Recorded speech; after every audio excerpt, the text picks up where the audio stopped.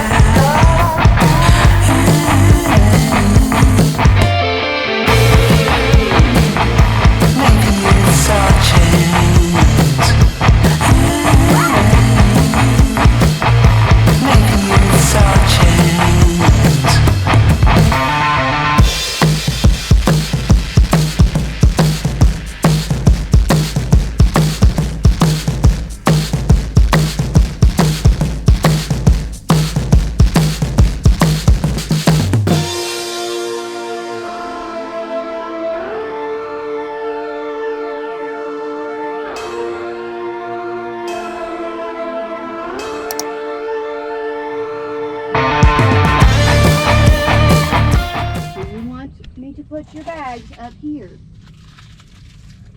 Yes, ma'am.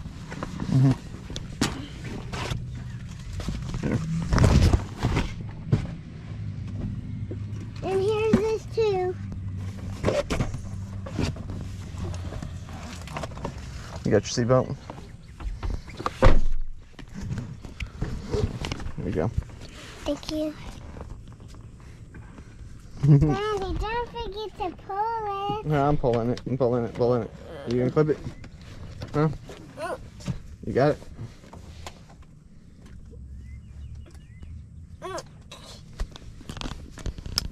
Look at you being a big girl.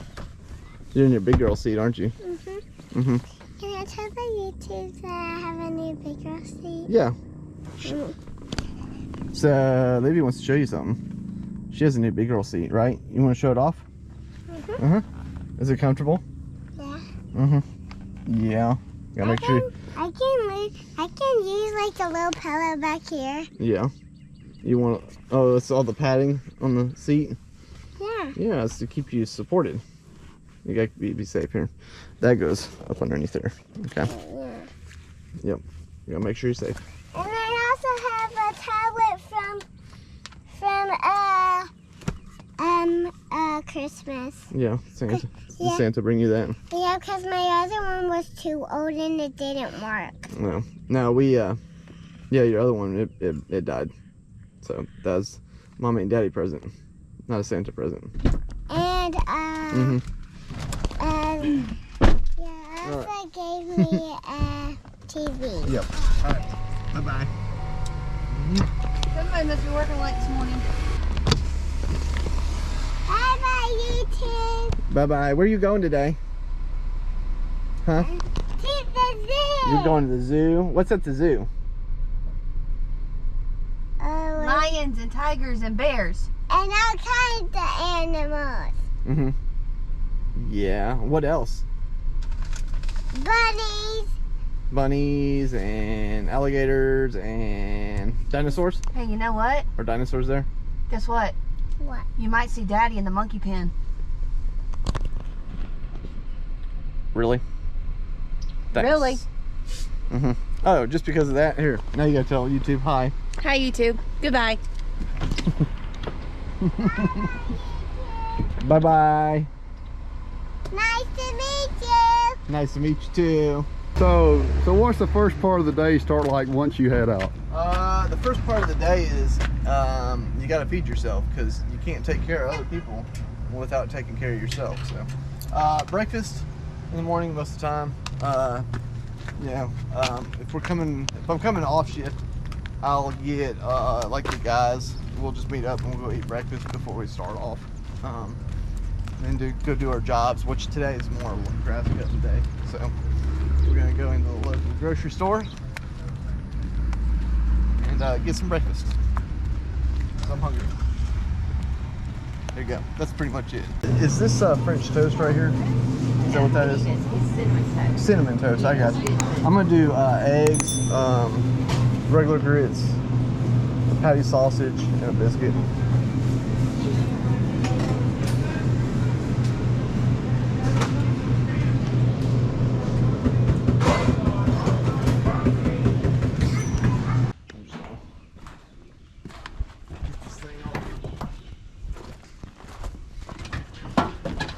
To clear our trailer.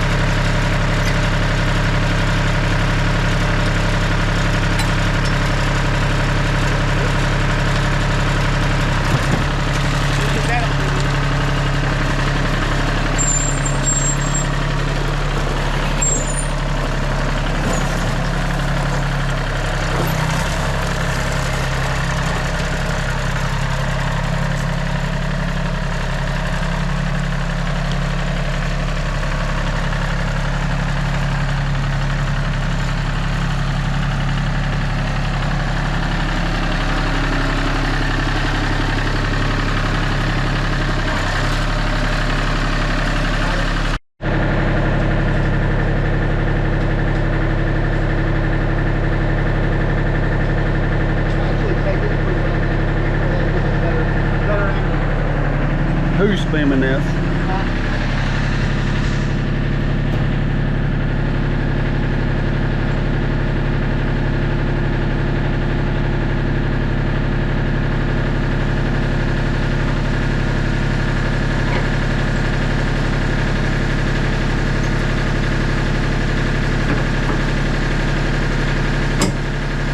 Contractor too.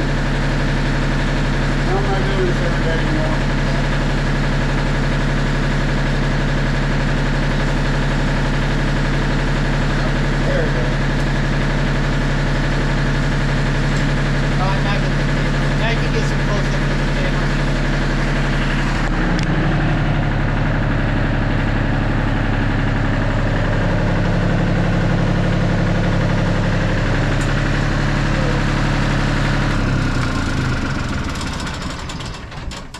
All right, YouTube. So what we did is we dropped this off and then got it ready for another job that'll go out in a couple days. And just by putting this implement back on there, it's ready to go, and it just saves a bunch of time.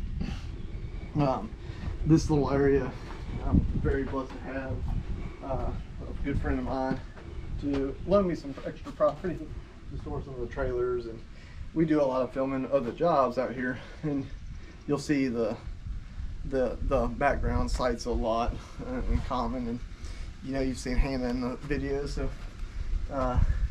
just a shout out to him, which he's actually up there on the patio with his wife Nikki, and they've been a huge blessing, so I always appreciate them and letting me use the property. So now we're gonna head back to the house. We're gonna get the mowers lined up and loaded up, and we'll see you here in a little bit. We gotta get some fuel too. We're now an hour and a half into this. So what have you accomplished so far this morning? Other than just talking our ears off, because you know I gotta talk to Hannah, and like Sarah always says, is you know, I run my mouth a lot, and I do, and I agree. I like to talk because I'm a people person. But now we're gonna go get the mowers and get some fuel and get started. We'll have to do a little bit of checks, and once we get kind of over back to the house, we'll see what we're doing.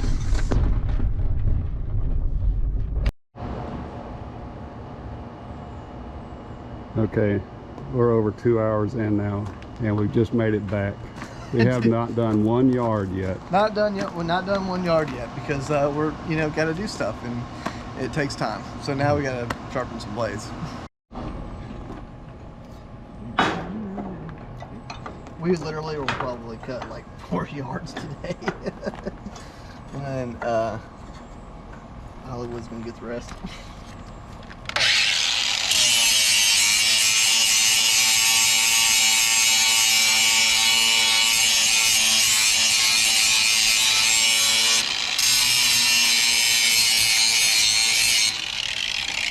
All right, people. It is 10:22 and we're finally starting the day. For me, it started at 7:30. Well, it really started for me about 4:30.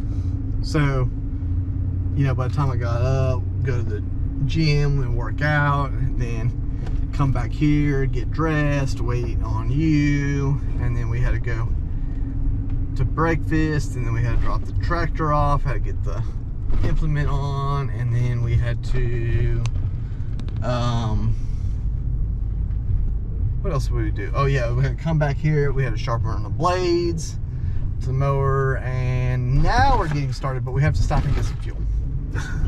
So that's pretty much it right there in a nutshell. Oh no, I don't have my flavors. You gotta get a daily dose of energy drinks, because you can't go the day without a little pick-me-up. I know it's unhealthy. We should not be drinking these. My wife gets on to me all the time, so I only drink 1 a day though. 2 at the most. I got it recorded. Yeah, so right now, YouTube, we're doing our morning fuel. Some landscapers, like big companies, they have like fuel on site, and that's where they have like their own personal storage tanks, and where they can get their diesel and their gas. I'm more of a smaller scale landscape company, so I don't have that. I usually keep a couple gas cans at the house just for, just to have it as a reserve. But typically this is one thing I do is make sure we have enough, because we don't pump out a whole lot of grass cutting like I used to do about 10 years ago. And, yeah, about 15 years ago, we were pushing around 89, 90 properties in maintenance, and now I just whittle it down to maybe a day and a half worth of work. We get so much more projects, and that's why you see all those projects on the videos. And it's kind of like, I keep the ones that are like good customers, and I'll do some like, on the wall. I'll do some like off the wall, like somebody will call me like, hey, I can't cut the yard, or I need to just get by until I can get my mower fixed, kind of stuff. So the little gas can is the mixed, and the big gas can is just the regular, and that's how we distinguish the two. You always got to put the mixed fuel in this one.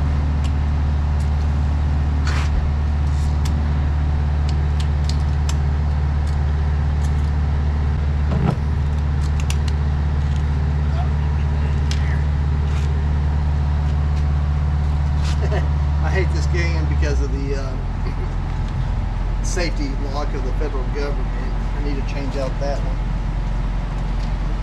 Oh, I should have moved all these saws out here. So I want you to look at like what a professional back of the rig of a landscaping truck is. I mean, my ground maintenance crew,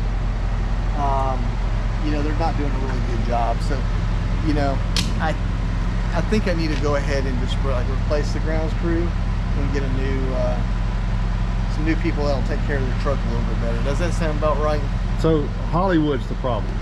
No, I'm the groundskeeper because I have the time I do it all. But yes, no, it's everybody, and that's how it is. It was just I have to clean it out about once or twice a week and do some general cleanup.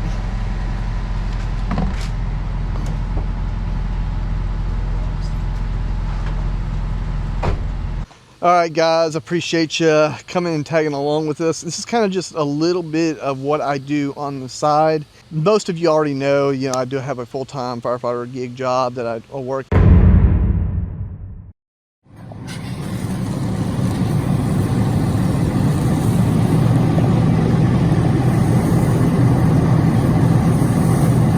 All the guys that help me, except a few, also have firefighter jobs. So they call this a side gig, but it's really, to me, it's almost like having a second full-time job. It is actually my bread and butter. It produces the actual income I need to supply my family and be able to take care of it. The fire service is it's all about fun. I mean, it is a job. I'm going to take it serious, but it's something I enjoy doing, and that's helping people. But we're going to talk about a little bit of the landscaping side of things, because this is what this video is about. And we're going to look at this truck. This is one of the trucks. I have 3 of them. One's down, a White Lightning. But this one is a 2016 Ford F-250. It's just a basic work truck, regular cab. I really do need to get like a crew cab, and I probably will in the future. But for right now, this is what we're having to work with. It's a little older truck, but it's a great truck for what it's doing and for doing the landscape. So basically, it mostly does this route and this rig, and it pulls this trailer. We do have like the, and I'm sorry again for all this mess. My grounds crew is just, I need to go ahead and fire them. But yeah, I keep a couple extra little hand tools and stuff in here, which most of this stuff needs to go in here. But extra blowers, got the cooler for drinks, fuels. I got saws because we're doing so much stuff. But this truck pretty much pulls this landscaping rig, and I've had this trailer for maybe about 2 years. I bought it used and I redid it. For what I do, it's the perfect size. But looking back at it, I kind of wish I went to an enclosed trailer, and that's probably where I'm going to go. But if you're starting off into learning lawn care and trying to branch off and start your own company, this right here is great to have, but it's not the necessary things you need. Most guys, they typically get just a standard utility trailer. They'll throw a couple mowers on there. They'll throw their weed eaters and a blower in the back of their truck, and they'll just go. And it's usually just like their personal truck, or whatever they're doing and trying to make side money. This truck is a dedicated work truck. It's not like a personal truck that I drive every day. And it's strictly for doing our lawn care route and every little jobs in there. So it doesn't put a whole lot of miles on it too. So, but I got the weed eater side. I've got a 4-rack system. I'm using the Equipment Defender racks. I really do enjoy these. I've had other racks in the past. It locks and it's secured really, really well. You just got to make sure that when you're on the road that you have it in this is locks set up, and that these are locked into place too. So it's kind of double feature, so you don't lose the routes. So I got 4 of them. I keep 2 mainstream trimmers on there. I got one little powerful trimmer, and then I got a edger setup, and 2 of these are combi. Actually, I have 3 combi ones, but one's down right now. I use a lot of the combi heads of the steels, and the reason is I can change out the attachments and stuff, or if one head goes down, I can throw in another weed eater head, and I can still kind of keep things going. The 131 is what the biggest head still makes, I think, as far as the combi system, and I usually run the edger on it just because it cuts through the dirt really, really good. It's got a powerful motor. This is 94. This is your detail and string trimmer. It's just doing for like lightweight stuff. I keep a 91 on here too, and it's set up to cut a little bit more heavier brush if we get something thick. And then been running this Echo. This is a 2620 professional grade string trimmer. Been running it for a while. I like it. but I don't like it. It's got some features in it that's, you know, it doesn't have like the stop on and off stop button. You got to slide the actual switch back and forth. The trimming head is a little bit different on the steel one. Like these heads, you can get there's a little space between when you take the bottom plate off, and it's got a little slot where that string could come through.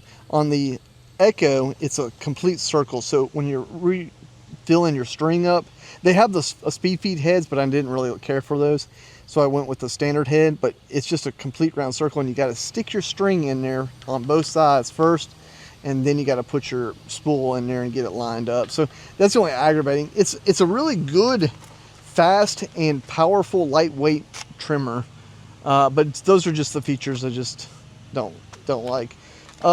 This landscape trailer itself is like 4 foot tall landscape size. It's a 18-foot trailer. I thought it was I thought when I got it I was getting a 20-footer, but I was wrong. I didn't measure right. But it's got a front basket in here, which I usually keep just miscellaneous stuff in here, and I usually keep my weeder toolbox where I keep extra string in there. I got one blower rack on here. I need to put another one for the other side, and I probably will do that maybe if I don't get another. But I use a BR 800 steel. I got an Echo backpack blower, and then I got a small little handheld that I use on the general stuff. The 800 great for pushing leaves. I may end up getting one of those big Echo blowers. But kind of coming in here, actually we're going to start right here. I'm sorry. So this is one of the primary mowers that I run, and it's a Hustler Super S. It's a 48. You've probably seen a few videos if you do follow my channel. I want to say it's a 24 horse Kawasaki, but don't quote me on it. Whatever the FX691V is, I'll have to go back and look at it. But 48-inch deck. We've had this mower for about 2 years. I love this mower. It's probably one of the funnest ones I have. I had a 36 for a little while, and I loved it, but it was used for like 2 yards I was cutting that had small gates in there, so it wasn't justifiable to spend, you know, $10,000 on a mower for 2 yards. So I dropped those yards, and I ended up getting the 48, and I think it was just a better choice because I can use it on more properties. So we typically run that a lot, and then on these bigger properties like this fire station here, we'll run a Hustler X1. It's a 60-inch. I know it's kind of hard to see on the trailer. This mower, I bought it new in 2013. It's running somewhere around 800 hours ish, you know. So I haven't really put a lot of time on it, but I mean, this mower runs. It's got the Kawasaki FS 850V on it, and at the time, I believe it was the most powerful motor available, if I'm not mistaken. And I wanted a big mower with a big motor to mulch up leaves, and let me tell you, this thing can eat leaves in the fall season. So it's just the coolest thing ever. I do have a push mower. I usually try to keep one on here, but we don't do a whole lot of push mowing yards. I've got like one small little yard that, you know, I do from time to time, but I usually keep that just for the smaller areas that get wet, or that occasional, hey, next door neighbor wants their yard cut kind of deal. But yeah, I keep a ladder on here too, just for trimming bushes or just getting on a roof to do gutters. This kind of stays fixed with this. There is a steel bagger, and it's kind of hard to see. It's back up underneath the basket of the front of the trailer, but it goes to the stand on for the side. So if I'm doing some like bushes, if I'm doing some bushes, I'll like put that on there to mulch it up, and then have the grass clippings, and then I'll bag it or discharge it off into like the wooded areas if there's somewhere to dispose of it. It just saves up so much time, you know. On the side, like I said, I need to put another backpack blower rack right there, and I'll probably order one soon. But I got tool holder, and I kind of made this little thing. It was like a little tray. I took a piece of metal and just kind of welded that on there just to keep the tools from sagging down, and like this push broom. I didn't want it to drag that. But spare tire holder, I need to get another tire on there.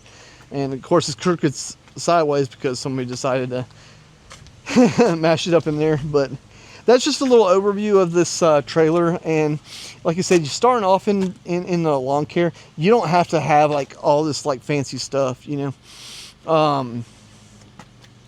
Going into it, you need to have a trailer. In a perfect world, some type of utility trailer, have at least one decent mower, you know. This like 48 Super S. It's running in like the 12,000 range now. It could be a little bit more. I know an X1 is in the 13, 14 range, depending on your accessories and stuff.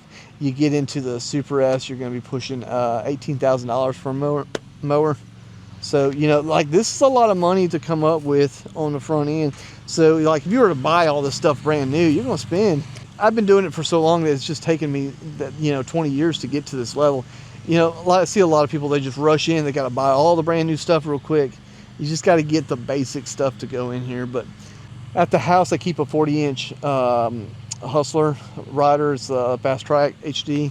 I usually keep it as a backup. And then I got the 36-inch X-Mark Metro, and it's just a good generic kind of walk behind just to have as a backup. But you know, just having some type of big mower, or even if you can't, I started all this right here, guys, out of the back of my pickup truck with just a weed eater, an edger, a backpack blower, and a Honda push mower that was self-propelled. And I worked myself, into getting all this stuff, like going from my first mower. These are like, I'm 6 Hustlers in, like I've bought stuff and it gets old and replace it. But sometimes some people, that's just all I had. I had like $1,300 to my name, and I was like, I gotta work something on the side as being a fireman. That back then I was making $7.20, which at 18, 19 years old, I thought I was man, I'm making the big money right now. And then I realized, like, that's not enough money to live. So here I am cutting grass. But that's a whole different story. It's public service. You do it for the people. But to stay on the topic of this video, you have to do what you can with what you got, and you have to work your way up into it. Don't go too fast in trying to buy all this stuff, because you start having a $200 or $300 note mowers, and you got 3 or 4 of them you're trying to pay, and then you guys get into wintertime when it's slow and there's no work done. You're trying to pay out $1,200-$1,500 in notes on stuff, on equipment, and you don't have the money to do it. That's where people screw up. So I'm a person like I have this one. I'll have it paid off in like less than a year, but I won't buy another mower until I have one paid off. Like, I'm not trying to I would love to be able to pay cash for every one of them, and get what I need, but I'll get there. But don't overextend yourself if you're trying to get into this lawn care business side of things. Get what you need to get by, to do the job and do a good job, and then just work your way up there. So one thing that I wanted to point out was why I use the Hustler brand. And I have there's a lot of different mowers you can get and choose from, especially if you're starting off with. So this is not really like an endorsement, as far as like a paid one. The Hustler isn't telling me, hey, you need to buy this. Reason why I use these is the simplicity of the mowers. They will hold up very well from years of abuse. Like I said, that 60-inch X1 on the trailer, I've had it since 2013, bought brand new, and it's still going pretty strong. As long as you maintain your mowers and keep everything taken care of, on a regular basis, they will take care of you. So just, keep up with your maintenance. But Hustler, I love running them just because they are like they feel like you're driving a Cadillac when you're on them. you know, Ferris has the whole suspension platform, and so does Skag. They have the suspension platform that you can sit that gives you a comfortable ride. You know, but the smooth track system that the hydraulics use for Hustler is just really easy and gentle. It's not jerky. It's not real responsiveness when you it's not real responsiveness when you're constantly moving these handles. Of course, on a stand-on, you got a shorter throw, so you have to be a little bit more cautious on it. But on a zero turn, you know, you're going to be a lot more travel. So Hustlers, like, I will probably end up continuing on buying them. Maybe one day they'll say, hey, let's endorse this guy, but who knows. They have to see these videos for me to do that kind of stuff. But I just wanted to point out, that's why I use them. When you're buying your first mower, you need to, you know, the biggest thing when I see people are asking what mower to buy is look for the closest dealer that can get you parts and do maintenance and repairs on stuff. So, you know, if you buy a brand that's, you know, 6 hours away to the nearest shop versus that one that's like 45 minutes away, you need to do the one that's 45 minutes away because it's closer. You don't have to have to travel. So just remember that, you know, when you're looking at brands and stuff. So just want to point that out. Just a little bit of a tour of this. Appreciate you hanging out on it. So let's get started on some cutting some grass.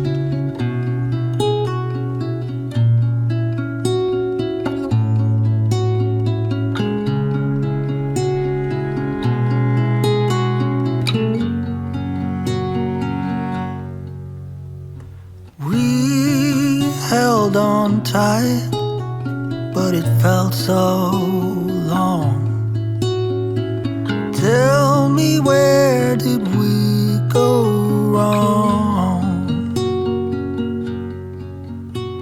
When you're in the sun and I'm lost in the shade, then who's supposed to lead the way?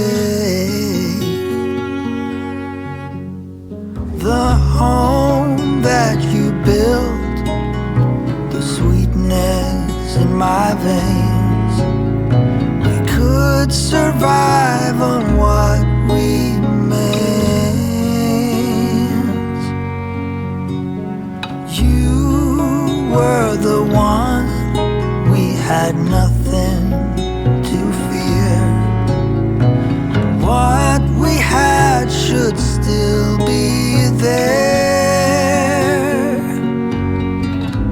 The fire we have and the flaws, I just hope that you want it all, it all.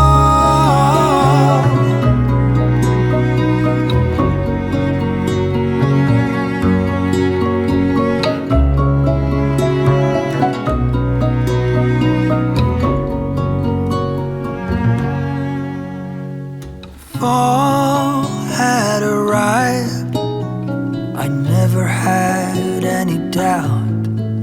We just needed to let everything out. Weed eating is for the birds. It's definitely not easy. No. No, it'll wear you down. Yep, it's for the younger generation. Yes, I agree with that. That's all right. We'll get you on some more mowing. I need mowing with an enclosed cab and an AC attached. Oh, that's for the easy ones.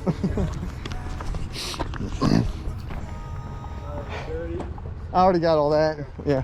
All right, so we're just wrapping this up. We're gonna blow it, and we'll be headed off to the next property. On our way to the next property. So I just want to take this time between this driving just to kind of talk to you a little bit about lawn care. And I get a lot of questions on, you know, what equipment do I start off with? How do I get customers and all this stuff? I can't tell you everything all in one video, but but I can kind of give you the basics. But once you kind of get established as far as your equipment, and the next thing is you got to be able to get clientele, and that is one of the hardest things you can do in the industry.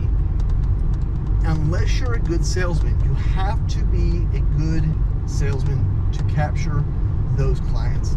And the best way to do it is word of mouth, hands down. I don't have to advertise a whole lot, and I usually just put some stuff out there. Some people will tag me in some stuff on the social media, and but one thing is, use your social media as a benefit. And by putting out a flyer, like an e-flyer, and saying, hey, I'm so-and-so, and I cut yards, and I start at this rate, or you can do free estimates, which I do for lawn care, free estimates. But getting those clients and getting them on a reoccurring platform of service. You got a lot of people that'll just like call you when you need you. You got some that'll have like their grass will be 3 feet tall, and that's when they'll call you. And the best thing to do is just get them on a substantial scheduling. And that schedule can be whether it's either getting cut once a week, twice a week, every 10 days, once a month, whatever that client is wanting to get done and what you're willing to do. And on our properties, all of our mowing properties are all done on a weekly basis. And I did this for one reason. One, it simplifies my billing. I don't have a whole lot of clients to have to bill constantly and keep up with the amount of cuts and stuff like that. And the reason I did that too is because of the rain scheduling. We'll have some months that is constant rain, and it just, you can't cut for that week. So having clients on a weekly basis is by far the best if those clients can afford those services. I have a system planned out as far as my billing that makes it affordable, and it's taken me years to develop that. And that goes into a different aspect of scheduling. Getting on the social media, getting those clients, and doing the quality work is what's going to be able to get you more clients, okay? Once you kind of get your mowing established, then you can start branching out onto other services, as in like doing flower beds, cutting shrubs, pressure washing, debris removal, whatever you can do with what you have available as far as equipment. Go ahead and try to capitalize on those clients and getting those extra services. One thing, don't extend something that you can't do. As far as what I mean by is taking a job that's bigger than what you can handle. And I see that a lot in newer lawn care or even just inexperienced lawn care providers, is they got to capture everything they can as far as work. And you get to a point when you get big enough, you can just kind of pick and choose your jobs. But early starting off, especially if you're watching this video and you're trying to figure this out, do what you can do, and that doesn't put you in a bind. And then you slowly work up into that realm of doing more projects, bigger projects and stuff like that. You can make a decent living as a solo lawn care provider if you have really good clients and you're doing really good work, and they will take care of you. But you need to make sure you're taking care of their lawn, giving it the best treatment you possibly can. If you're doing really sloppy work, they're not going to keep you, and you're gonna lose clients. It's part of the deal, and don't get bent out of shape on it. But you do want to capture as many reoccurring clients as you can. For a solo provider, that means only you, the operator and owner, to kind of comfortably live, you need around about 40 to 50 properties to maintain each year. And if you have them on a recurring platform, you'll always have money coming in. Now, one thing you got to worry about is the winter months. The winter months are the hardest to capture client and work because you got the holidays coming up, and a lot of people are going to spend money on Christmas, and they're not going to be worried about their lawns. You know, they want to take care of their presents and families and kids and stuff like that. So making sure you are bringing an income in the winter months is very, very important. Sometimes you have to do other work or have a secondary part-time job to get by until you're able to sustain yourself. And that's one of the hardest jumps for any provider, because this is a seasonal service, you know. So the grass only grows at a certain time of year, and in order for you to provide for your family, you have to have that year-round income, or be very efficient in saving your money.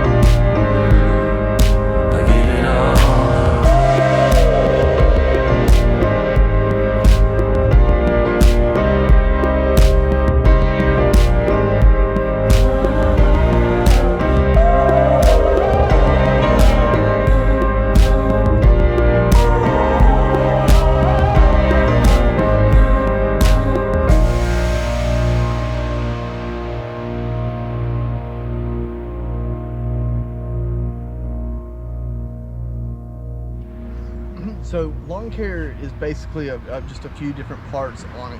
You're going to be cutting the grass, getting a manicured lawn, kind of like what you see right here. You're going to be doing some edging if there's a driveway. You can do that by a string trimmer or a steel edging tool. You're going to string trim around all the stuff that you didn't get with the mower, like trees, bedding, ditches, you know, stuff that you can't get with a normal mower. And then you'll usually wrap it up with a little bit of blowing, getting the concrete blown off of the grass clippings or walkways and all that kind of stuff. How you choose to provide your services, you know, and exact what you're going to include in it, that's going to be all up to you. We offer a complimentary trash pickup, so the just normal stuff like cups and stuff that we get on the side of the properties, we pick those up. If it's excessive from a party, you know, they're gonna get, the customer's gonna get charged extra for it. And then what we do is we provide complimentary storm cleanup. So if like a branch, you know, like this size falls, you know, we're gonna haul it off, you know, for the customer. Now if the whole tree comes down, then that's gonna be a storm debris cleanup, and that's gonna be a separate charge. But as far as your services and what you're going to provide, you need to start thinking about that before you kind of get into lawn care. If you're, you know, really thinking about doing this as a profession. One thing that I like about lawn care is you can create your own schedule. Once you have your work established, you can, you know, add as much work or take away as much work that's benefit for you and your family. One thing about lawn care is you're going to have maintenance to deal with, and that's the oil changes and getting new blades and flat tires on trailers and flat tires on mowers. So you got to incorporate those kind of expenses. You're going to have those hiccups. You're going to have those broke down mowers and stuff. So as you're building your clientele, reinvest back into the company by getting yourself extra equipment, whether it's a second mower, second weeder, backup blower, that kind of stuff. You'll need that kind of stuff as well, because it will keep your workload flowing good. So as you put one piece of equipment in the shop, you have something else to continue on your workflow. So that's another thing to think about.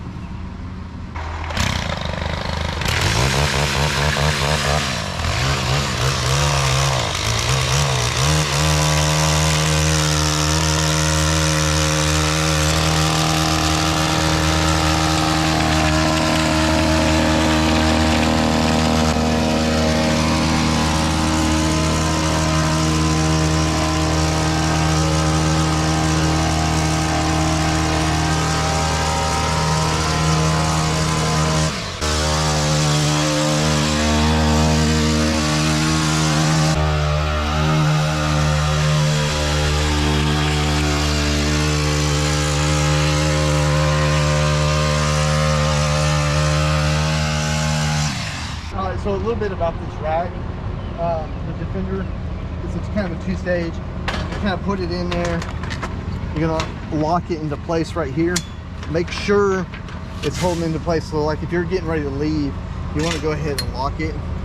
But to take off like the next weed eater, you know, make sure this is open and press this in here and it pulls out. There's a little clip that's right here, and it holds it in there. And the way this is set up too is you don't have this piece pointed out like that, and that way, like if you had like the split shaft on the combi tools, like if I had it out here, all I had to do was undo this, and then it would just pull out this way, and then I could maybe like take the attachments off. So I do them from the inside, and that just kind of keeps those attachments in there. But just to take it off, you just pull that out and then just pull it out from the head, and this little tab right here is what sits up into this little groove. So I thought I wanted to show you that. On the string trimming that a lot of the landscapers don't, I will actually what's called flat edge.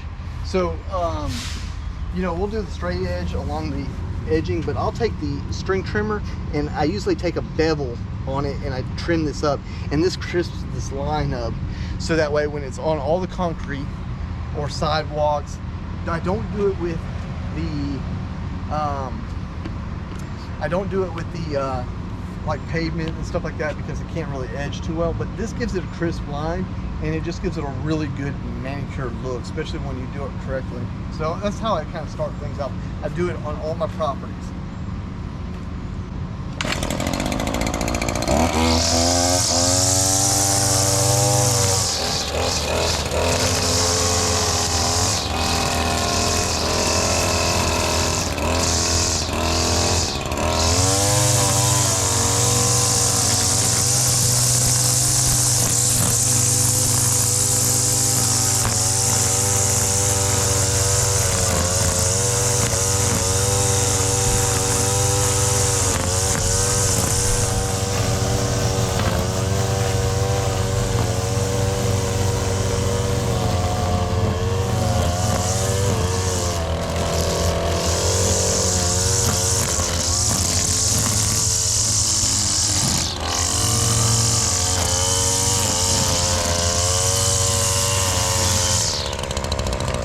So, like I said, it just gives it a really good manicured look. You can kind of tell from the, it may be really hard to tell from the camera, but it just cleans up that edge.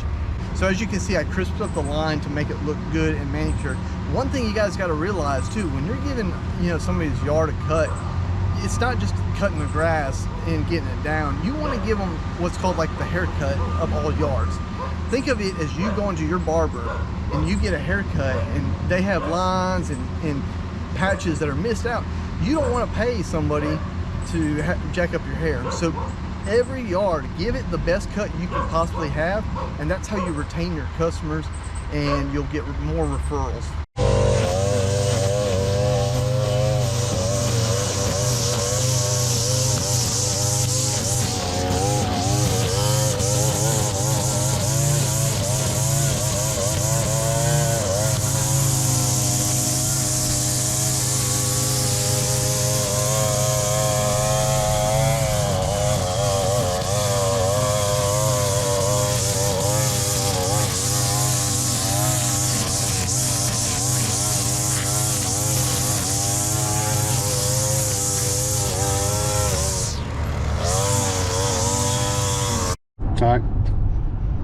Alright guys, so I'm taking a little lunch break. You know, all this lawn mowing we've done on these properties, you know, just really get you hungry. Anyway, we're going to take a little lunch break because that's what we need to do. You got to be able to take care of yourself.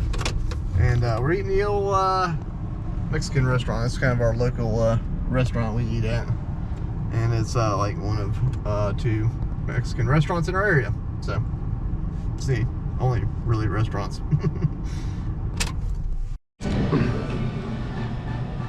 That's awfully a light lunch there, Steve. I mean, chips and salsa, that's all you're going to eat? When it's 100 degrees and you're working all day and someone's forcing you to work in the heat, this is all I need right now. Hey, this is strictly volunteer. You asked to come do this. It's not a paid job. I'm an intern. Yeah, you're doing. You got to earn your keep around here to be on the Turf Junkies. Lobster. That's my lunch there, YouTube. Taco salad.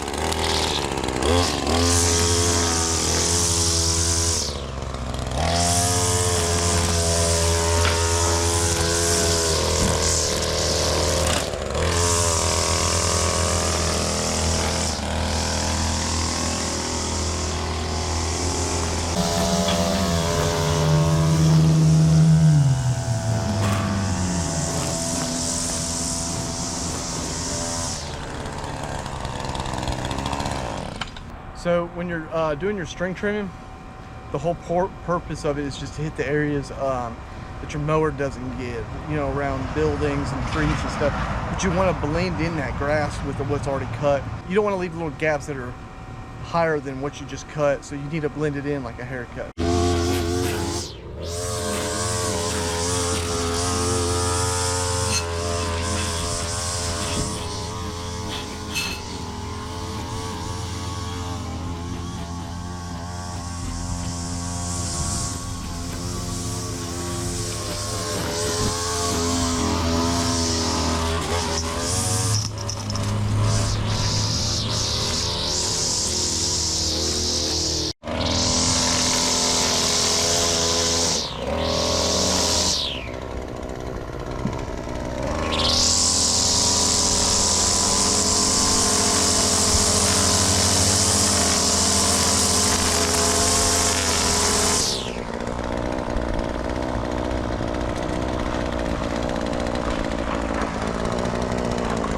I don't want to throw a rock.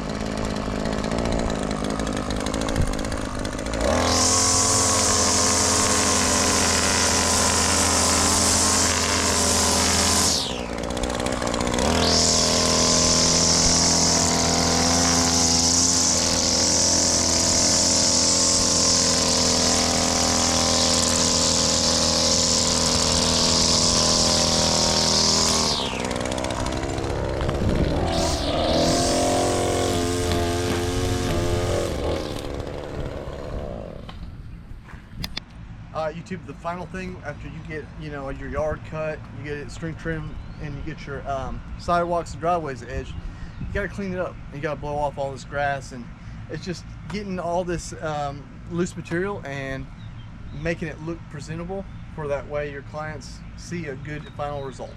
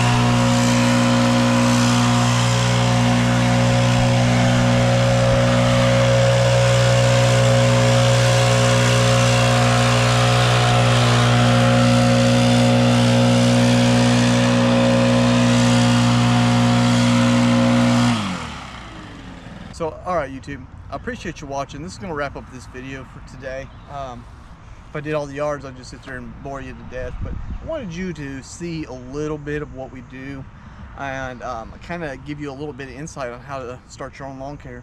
But one thing I want to add into this before I end it is once you got your equipment, you got your scheduling, you got your customer base, learning how to bill your customers is going to be your biggest step. And there's a bunch of different ways you can do it. Old school ways, hey, people used to write checks and leave cash for you. But I've gotten away with that, and what I use is a CRM, and that's basically a software that allows you to bill your clients electronically, and it keeps a track of what you did, how many times you've cut, and if you decide to go the CRM route, there's a couple different options. QuickBooks is one of them. Jobber is another one that big landscapers use. They are paid subscriptions, and you'll have to look up their pricing. Jobber is on a little bit of a higher scale. QuickBooks is pretty friendly and easy to use. But if you're wanting to use a CRM but don't have a lot of money to spend on it just yet, you can try a software called Yardbook. Yardbook is a free online software. They do have a paid subscription, but it allows you to bill the clients electronically for your service. And when a customer uses a CRM, they can use a debit card or a bank draft to pay for their invoice. And it is all secured, it is all confidential. Don't have to worry about hacking. There are great softwares out there. Element is another one, and there might be a few others that are out there, and you just drop them in the comments if I missed one. But I appreciate you tagging along and just kind of seeing what we do on a day-to-day basis. If you like these kind of videos, leave me a like, leave me a comment in there. I would love to do maybe a couple more in-depth stuff on certain things that depending on what y'all would like to see. If you think this video is worthy and was very educational to you, I would consider subscribing to the channel and just follow along with us and what we do on a day-to-day basis. I hope to see you again on the next video, and peace out, guys. Thanks for watching the Church Junkies.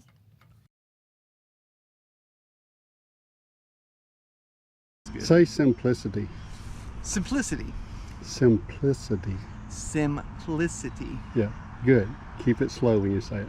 Simplicity. Very good. Simplicity. Yeah. You'll know when you watch your own video. Okay, I'll figure it out. Paid one. The hustler isn't telling me, hey, you need to buy this. Reason why I use these is the simplicity of the mower. Oh, all right, YouTube. Let me show you the one little thing right here. Okay. Steve over here decided to do a little rookie mistake, and it could have been worse. And this one is for you, Hollywood, so you can blame him. First time on a stand-up mower. First time on a stand-up mower, and I did it right. Captain Steve got it stuck. Almost. He saved himself, but now we got a rut. Yeah. You know where the shovels are at? Yes, sir. Get to work. This, my friends, YouTube, is what happens when you get a rookie on a lawnmower and he creates a rut.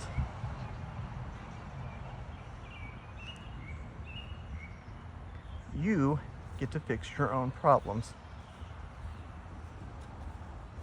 I was worth all $5 you paid me today.